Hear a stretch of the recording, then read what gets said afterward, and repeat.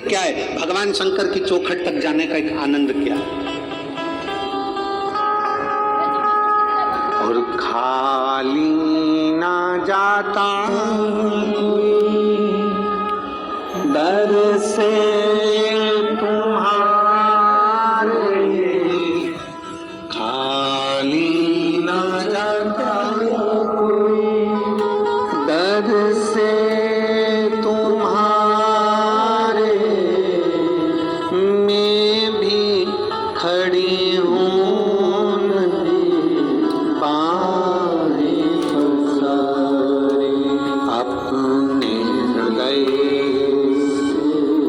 लगा लो, लगा लो, गिरा जा रहा हूँ, उठा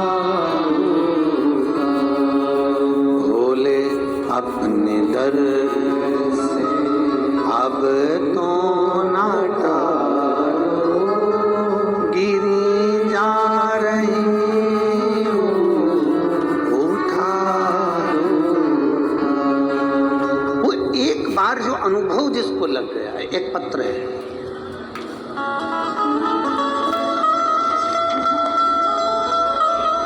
इंदुताई, जगन्नाथ,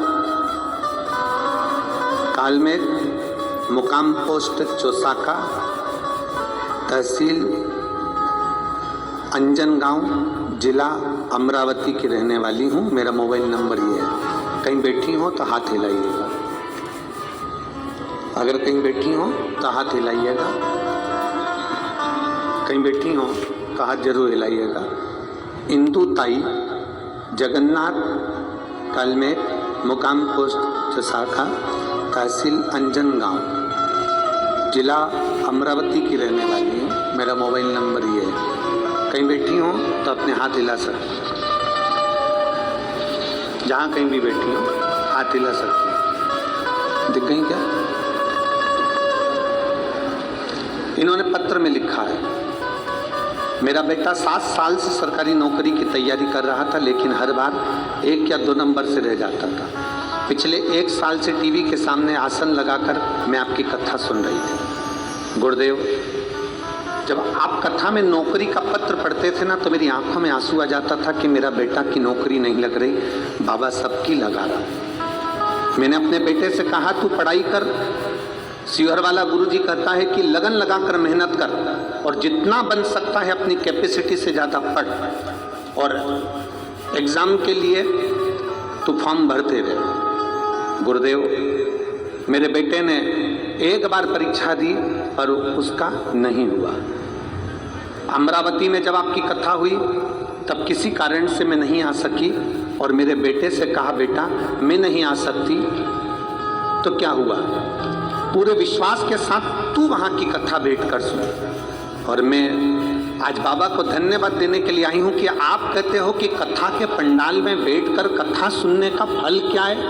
तो कोई मुझसे पूछे कि कथा के पंडाल में जब अमरावती में मेरे बेटे ने बैठकर कथा सुनी और जब अमरावती में भक्त आए तो उनकी सेवा में लगा रहा, बाबा की कृपा से आज मेरा बेटा फॉरेस्ट में रेंजर ऑफिसर के पद पर पदस्थ हो गया। मैं बाबा को धन्यवाद देने के लिए आई। कहीं बैठी हो तो हाथ हिला सकती हैं। इंदुताई, जगन्नाथ, कालमेघ, मुकाम पोस्ट चौसाका, अंजनगांव, जिला अमरावती। मेरा मोबाइल नंबर ये। शिव तत्व किसको कहते हैं? शंभु किसको कहते हैं?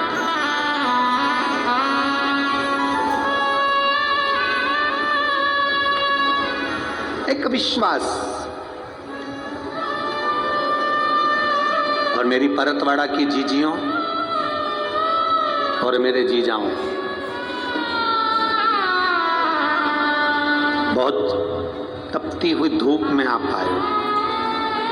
100-200 रुपये खर्च भी करे होंगे यहाँ तक पहुँचने के लिए, 50-60 रुपये खर्च भी करे होंगे यहाँ तक पहुँचने के लिए। आपसे केवल एक निवेदन है कि जितनी तपन में तुम आए हो और जो खर्च कर कर आए हो, तो यहाँ दिल से बैठकर बाबा से प्रार्थना कर कर जाना, तो अगली कथा में तुम्हारा भी पत्र होगा, खाली नहीं भेजेगा मेरा। जरूर होगा।